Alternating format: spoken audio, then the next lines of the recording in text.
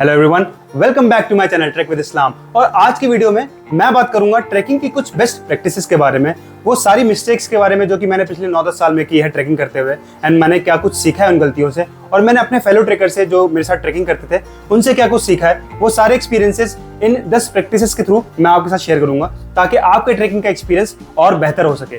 तो चलिए बिना किसी देरी के आज का वीडियो शुरू करते हैं।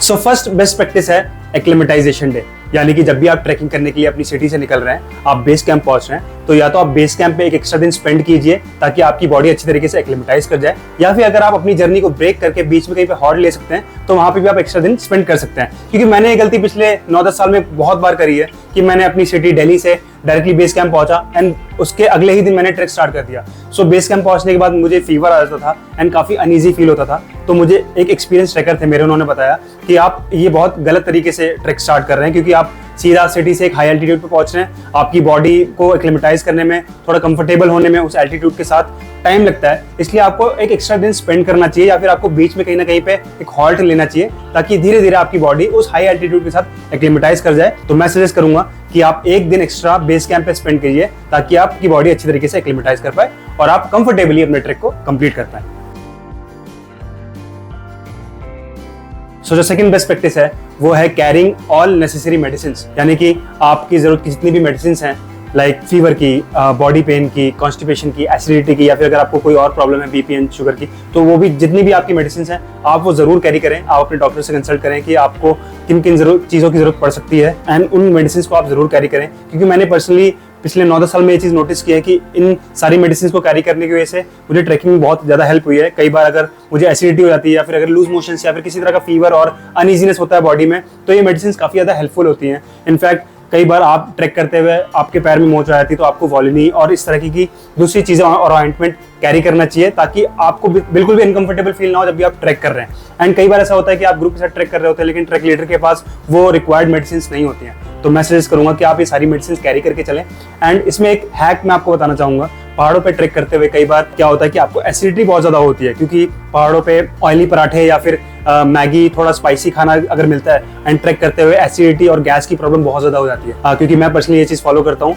आप ब्रेकफास्ट करने से पहले एक पैंडी या फिर एसिडिटी की कोई भी टैबलेट जो आप खा सकते हैं वो खाइए, एंड डिनर से पहले भी आप सेम टैबलेट खा सकते हैं। यानी कि दिन में अगर आप 2 ये टैबलेट ले सकते हैं एसिडिटी की या गैस की, अपने डॉक्टर से कंसल्ट करके, तो आप जरूर लीजिए। इससे आपको एसिडिटी या गैस की प्रॉब्लम नहीं होती, जो कि यूजुअली होती रहती है जब भी आप ट्रैकिंग कर रहे होते हैं। एंड जो भी मेडिसिन आप ले रहे हैं वो आप अपने ट्रैक लीडर को जरूर बताएं कि आप ये मेडिसिन ले रहे हैं, ताकि आपके ट्रैक लीडर को पता हो कि अगर आपको प्रॉब्लम होती है आगे, तो उसको पता हो कि आप कौन कौन सी मेडिसिन ले रहे थे, एंड वो अकॉर्डिंगली आपको हेल्प कर पाए आगे अगर आपको जरूरत पड़ती है तो। थर्ड बेस्ट प्रैक्टिस जो है वो मैंने over the period of time मैंने ये चीज़ सीखी है। मैंने दूसरे लोगों से जो एक्सपीरियंस ट्रैकर मेरे साथ ट्रैक कर रहे थे उनसे भी सीखी है कि अपने ट्रैकिंग बैग को ज़्यादा से ज़्यादा लाइट रखें। क्योंकि अगर आप 6-7 दिन का ट्रैक कर रहे हैं और आप बहुत ज़्यादा अननेसेसरी सामान अपने साथ लेके जा रहे हैं, तो आपको ट्रैक करने में बहुत ज़्यादा अनकंफर्टेबल फील होता है, क्योंकि सारा वेट आपके शोल्डर्स पे होता है और आप हाइट गेन कर रहे होते हो, तो बहुत ज़्यादा प्रॉब्लम होती है जब आप बहुत सारा लगेज कैरी कर रहे होते हो। तो मैं सजेस्ट करूंगा कि आप अननेसेसरी आइटम जितने भी हैं, एक्स्ट्रा टी शर्ट्स या एक्स्ट्रा ट्राउजर्स या पैंट्स या जैकेट जितनी भी है, आपको लगता है कि इनकी जरूरत आपको नहीं पड़ेगी, या फिर ये ऑप्शनल है और आप रख रहे हैं, तो आप उनको रखना अवॉइड कीजिए। क्योंकि आप जितना ज़्यादा अपने ट्रैकिंग बैग को लाइट रखेंगे उतना आप ज़्यादा ट्रैक को एंजॉय कर पाएंगे। क्योंकि मैं क्या करता हूँ, मैं एक ही ट्राउजर कैरी करता हूँ और एक ट्राउजर मैं यहाँ से पहन के जाता हूँ, एंड जैकेट के साथ भी मैं सेम करता हूँ, मैं एक ही जैकेट कैरी करता हूँ। और अगर मेरे को ट्रैकिंग टी शर्ट रखनी होती है या फिर फ्लीस रखनी होती है तो मैक्सिमम मैं 2 ट्रैकिंग फ्लीसेस रखता हूँ। आई अंडरस्टैंड कि यहाँ पे हाइजीन का थोड़ा प्रॉब्लम आ जाता है अगर आप कपड़े कम रख रहे हो,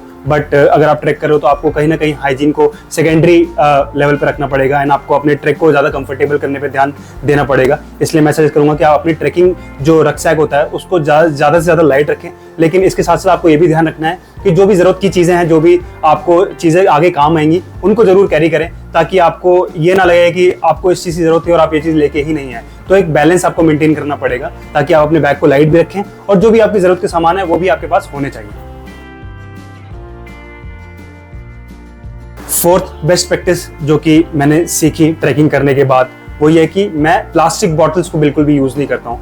अपनी प्लास्टिक बॉटल्स या फिर चॉकलेट्स, रैपर्स या जो भी हम यहाँ से सिटी से सामान लेके जाते हैं, वहाँ पे हम फेंक के उनको पहाड़ों को गंदा ना करें। पहाड़ इतने खूबसूरत होते हैं, उनको हम गंदा ना करें, ये हमारी जिम्मेदारी बनती है एज ए ट्रेकर। उसके लिए मैं क्या करता हूँ कि मैं स्टेनलेस स्टील या फिर किसी मेटल की बॉटल को कैरी करता हूँ पानी पीने के लिए, और प्लास्टिक की बॉटल मैं बिल्कुल भी नहीं खरीदता। अपनी पूरी जर्नी में मेरे को कहीं पे भी प्लास्टिक की बॉटल खरीदनी ही नहीं पड़ती, क्योंकि मेरे पास एक मेटल की स्टेनलेस स्टील की बॉटल रहती है जिसको मैं कैरी करता हूँ, एंड उसी को मैं रिफिल कर करके पानी पीता हूँ। And same goes for chocolates and candies. अगर आप अवॉइड कर सकते हैं तो आप चॉकलेट्स एंड कैंडीज खरीदना एंड खाना अवॉइड कर सकते हैं। उसकी जगह पे एज ए रिप्लेसमेंट आप ड्राई फ्रूट्स ले सकते हैं। आप लोकल कुछ मिठाइयाँ या लोकल जो चीज़ें होती हैं उनको ले सकते हैं, ताकि आप अपने जो एनवायरनमेंट के कंट्रीब्यूशन का है वो थोड़ा सा बढ़ा सकें। आप बिल्कुल भी गंदगी पहाड़ों पे ना फैलाएं।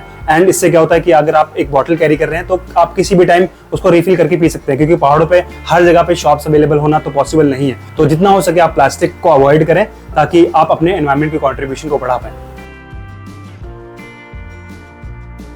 अगली जो बेस्ट प्रैक्टिस है, मैंने काफी टाइम बाद सीखी। मैं पहले ही गलती करता था, पर मैंने ओवर पीरियड ऑफ टाइम लोगों को देख के एंड खुद भी एक्सपीरियंस करके सीखा कि इस प्रैक्टिस को फॉलो करना जरूरी है, जो कि है carrying a head torch.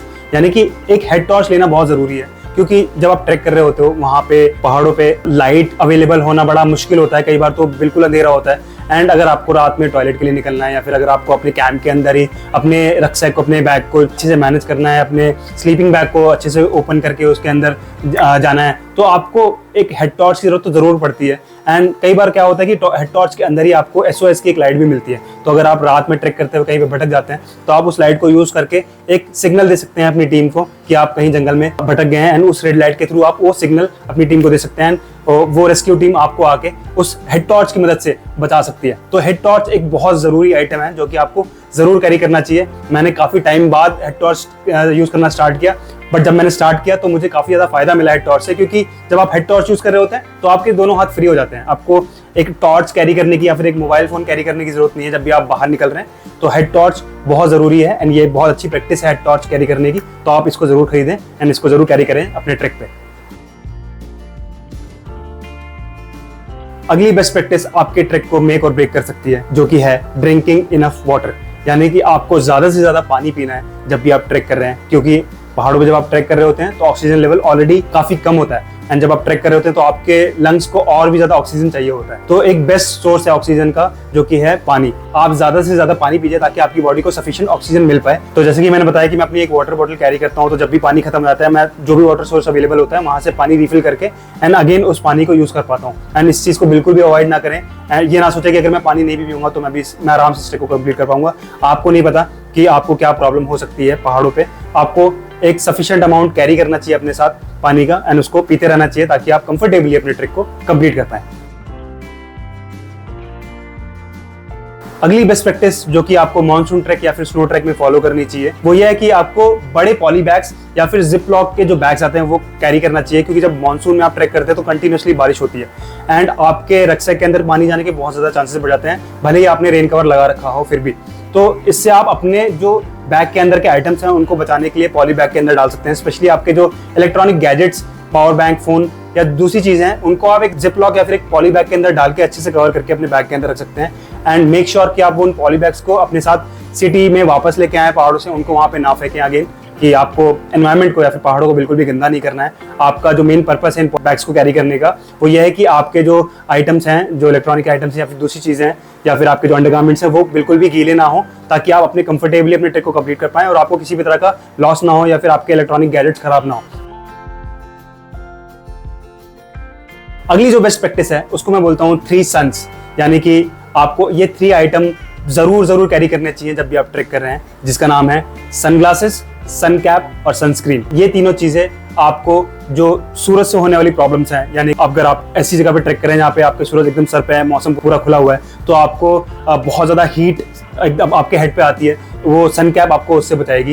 And sun lotion या सनस्क्रीन आपको कैरी करके जानी चाहिए ताकि आपको किसी भी तरह की यूवी रेस के थ्रू जो भी प्रॉब्लम्स हो सकती है वो ना हो, एंड आपको कोई भी स्किन की प्रॉब्लम ना हो, आपको जो बहुत ज्यादा टैनिंग होती है या फिर आपके स्किन थोड़े बर्न होने के चांसेस होते हैं वो ना हो। इसलिए आपको एक अच्छे सनस्क्रीन लोशन में इन्वेस्ट करना चाहिए। And third is sunglasses. अगर आप स्नो में ट्रैक कर रहे हैं तो जो सनग्लासेस होते हैं वो आपको स्नो ब्लाइंडनेस से बचाते हैं। बहुत ज्यादा बर्फ में कंटिन्यूसली ट्रैक करने के बाद स्नो ब्लाइंडनेस होने के बहुत ज्यादा चांसेस होते हैं, इसलिए सनग्लासेस कैरी करना बहुत ज्यादा जरूरी हो जाता है। इनफैक्ट अगर आप स्नो में ट्रैक नहीं भी कर रहे तब भी आपको सनग्लासेस कैरी करने चाहिए, क्योंकि अगर सनरेज आप डायरेक्टली आपकी आंखों में पड़ती है तो आपकी आंखों में प्रॉब्लम हो सकती है, एंड यूवी रेज की रिलेटेड जो प्रॉब्लम्स होती हैं वो भी आपको हो सकती हैं। इसलिए आपको सनग्लासेस, सनस्क्रीन और सन कैप में इन्वेस्ट जरूर करना चाहिए। एंड 3 सन्स जैसे मैं इनको बोलता हूँ, इनको आपको अपनी चेकलिस्ट में जरूर रखना चाहिए ताकि आप इन तीनों आइटम्स को अपने बैग के अंदर कैरी कर सके जब भी आप ट्रैक कर रहे हैं। अगली जो बेस्ट प्रैक्टिस है उसको आप एक ट्रैकिंग हैक भी बोल सकते हो, जो कि मैं पर्सनली यूज करता हूँ, क्योंकि मुझे टेंट के अंदर, स्लीपिंग बैग के अंदर जल्दी नींद नहीं आती। तो मैं क्या करता हूँ कि मेरी जो अपनी खुद की वाटर बॉटल है उसके अंदर गर्म पानी लेके मैं उस वाटर बॉटल को अपने पास में रखता हूँ। एंड अगर उसके बावजूद भी आपको नींद नहीं आ रही है तो आप यूकलिप्टस ऑयल कैरी कर सकते हैं, एंड उस यूकलिप्टस ऑयल को आप अपने पाम और अपने फीट के ऊपर अच्छे से रब कर सकते हैं। उसके थ्रू आपको नींद आने के चांसेस बहुत ज़्यादा बढ़ जाते हैं। तो ये यूकलिप्टस ऑयल आपको मार्केट में आराम से मिल जाएगा, आप छोटी सी बॉटल में उसको कैरी कर सकते हैं। एंड आप जब भी रात में सोने जा रहे हैं उससे पहले आप अच्छे से अपने पाम और फीट में उसको रब कर लीजिए ताकि आपको नींद अच्छे से आ जाए एंड कंफर्टेबली आप अपनी जो रात की नींद है वो पूरी कर पाएं और अगले दिन ट्रैक के लिए निकल पाएं। लास्ट जो बेस्ट प्रैक्टिस है वो सबसे ज़्यादा इंपॉर्टेंट बेस्ट प्रैक्टिस है मेरे हिसाब से, क्योंकि मैंने ये गलती कई बार करी है एंड मैंने ये गलती से सीखा भी है एंड अपने आप को कई बार रिस्क पे भी डाला है। पहले मैं आपको बताता हूँ कि मैं किसके बारे में बात कर रहा हूँ। मैं बात कर रहा हूँ ऐसे डिसीजन के बारे में कि आपको अपने ट्रैक को आगे कंटिन्यू करना है या फिर वापस नीचे बेस कैंप में आना है। तो ये सिचुएशन कब आती है? ये सिचुएशन आती है जब वेदर कंडीशन बहुत ज़्यादा खराब हो जाती है। हम सबको पता है कि पहाड़ों पे वेदर बहुत जल्दी चेंज होता है, एंड कई बार ऐसा भी होता है कि आगे वेदर और ज़्यादा खराब होने के चांसेस होते हैं। हमें ये डिसाइड करना होता है कि हम क्या आगे बढ़ेंगे या फिर हम नीचे आएंगे। तो अगर आप एक बिगिनर हैं तो ऑब्वियसली आपको एक्सपीरियंस नहीं है, आपको नहीं पता कि इसमें आपको क्या डिसाइड करना है, आगे बढ़ना है कि नीचे आना है। ऑब्वियसली हर कोई अपने ट्रैक को कंप्लीट करना चाहता है, लेकिन अपने आप को रिस्क पे डाल के इस ट्रैक को या किसी भी ट्रैक को कंप्लीट करना एक बहुत समझदारी का डिसीजन नहीं है मेरे हिसाब से।